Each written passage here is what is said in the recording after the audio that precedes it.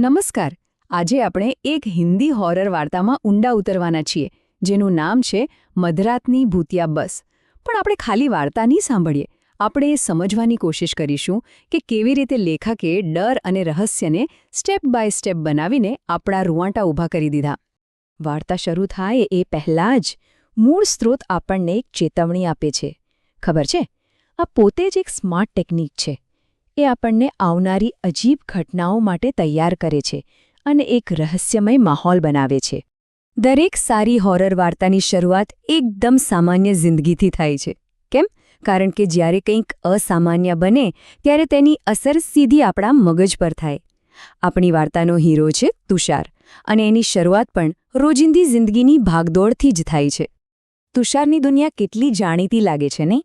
ઓફિસથી મોડું થવું, ધોધમાર વરસાદ અને પેલી છેલ્લી બસ પકડવાની ચિંતા, આ બધી વસ્તુઓ એને શારીરિક અને માનસિક રીતે થકવી દે છે. અને આ સામાન્ય માહોલ જ આવનારા અસામાન્ય બનાવોને વધુ ભયાનક બનાવે છે. અને બસ અહીંથી જ વાર્તા એક વિચિત્ર વળાંક લે છે. જે એક સામાન્ય બસનો પ્રવાસ લાગતો હતો, એ હવે હકીકત અને ભ્રમ વચ્ચેનો એક અજીબ સફર બનવા જઈ રહ્યો છે. તો તુષારને થોડીવાર માટે ઝોકું આવી જાય છે. અને જ્યારે તેની આંખ ખુલે છે ત્યારે એ શું જોએ છે? પેલી ખાલી બસ હવે લોકોથી ભીટકમ-ભીટ ભરેલી છે. થાકેલો હોવાથી એ પહેલાં તો એમ વિચારે છે કે ઓકે, કદાચ કોઈ મોટા સ્ટોપ પરથી બધા ચડ્યા હશે. પણ પછી એ ફરીથી ઊંઘી જાય છે. અને જ્યારે ફરી જાગે છે ત્યારે બસ પાછી એકદમ ખાલી. સૌથી અજીબ વાત તો એ હતી કે વચ્ચે કોઈ સ્ટોપ આવ્યું જ નહોતું. તો પછી આટલા બધા લોકો ગયા ક્યાં? બસ અહીંથી તુષારના મનમાં ડર અને ગૂંચવણની પહેલી તિરાડ પડે છે. હવે વાર્તામાં એક ક્લાસિક હોરર પાત્રની એન્ટ્રી થાય છે. એક રહસ્યમય વ્યક્તિ જે ચેતવણી આપવા આવે છે, જેની પાસે આવનારા ભયાનક સ્વપ્નની ચાવી છે. હોરર ફિલ્મોમાં આવા પાત્રને હાર્બિન્જર કહેવાય છે, એટલે કે ખરાબ ઘટનાનો સંકેત આપનાર. તુષારને અચાનક બીડીની તીખી ગંધ આવે છે. આ એક નાનકડી ડિટેલ છે, પણ લેખક એનો ઉપયોગ કરીને વાતાવરણને એક ઝાટકે બદલી નાખે છે. એ બાજુમાં જુએ છે તો એક વૃદ્ધ માણસ બેઠો છે, જે પહેલાં ત્યાં નહોતો. તેનું અચાનક ત્યાં હોવું માહોલને વધુ ગંભીર બનાવી દે છે.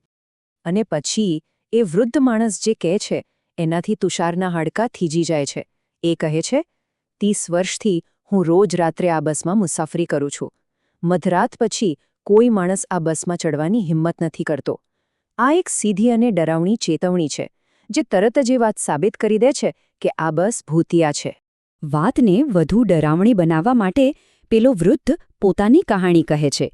એ કહે છે કે કેવી રીતે 1 વર્ષ પહેલાં એણે એક ખાલી, નિર્જીવ આંખોવાળા માણસને જોયો હતો, જેણે એને કહ્યું, તારે અહીં ન હોવું જોઈએ, અને પછી હવામાં ગાયબ થઈ ગયો.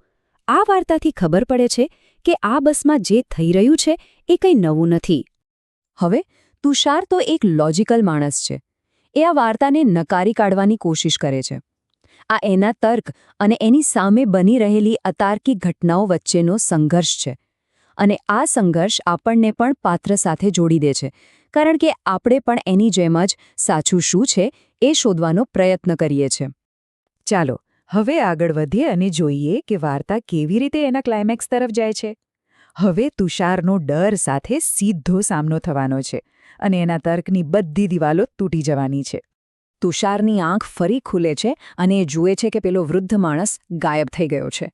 વિચારો, જે વ્યક્તિએ એને ચેતવણી આપી હતી એ જ હવે ત્યાં નથી. આનાથી તુષાર આવનારા ખતરાનો સામનો કરવા માટે એકલો અને વધુ અસુરક્ષિત થઈ જાય છે. અને ત્યારે જ એની નજર સામેની સીટ પર પડે છે. એક માણસ છાપું વાંચી રહ્યો છે. આ સીન પોતે જ કેટલો વિચિત્ર છે નહીં?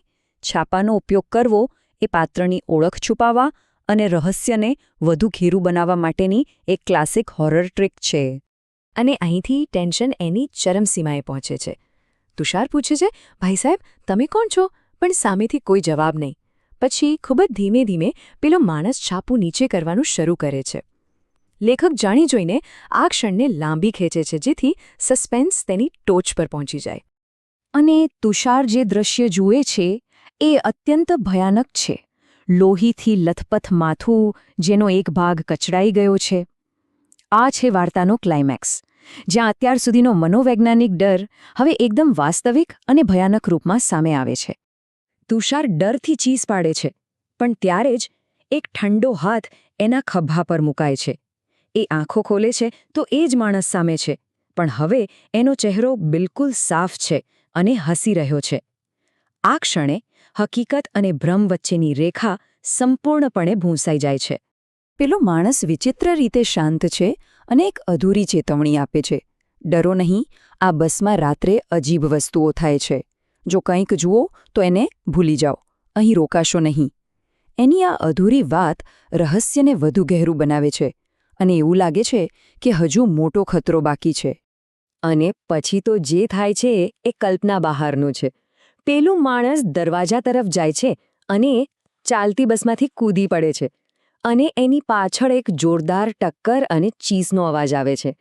આ હિંસક ઘટના તુષારના તર્કની છેલ્લી દિવાલ પણ તોડી નાખે છે અને એને છેવટે ભાગી જવા માટે મજબૂર કરે છે. વાર્તાના અંતિમ ભાગમાં ભયાનક હકીકત સામે આવે છે જે એ વાતની પુષ્ટિ કરે છે કે આ બધું માત્ર એક ભ્રમ નહોતું. આ એ ક્ષણ છે જ્યાં વાર્તાની બધી કડીઓ જોડાઈને એક ભયાનક ચિત્ર બનાવે છે. તુષાર બસમાંથી કૂદીને સ્ટોપ પર ઊભો રહે છે અને પાછળ ફરીને જુએ છે. અને હવે એને બસનું અસલી રૂપ દેખાય છે, સંપૂર્ણપણે અડધી બળેલી, જાણે કોઈ ભયંકર અકસ્માત થયો હોય. અને અંદર મૃત લોકોના મૃતદેહો પડ્યા છે.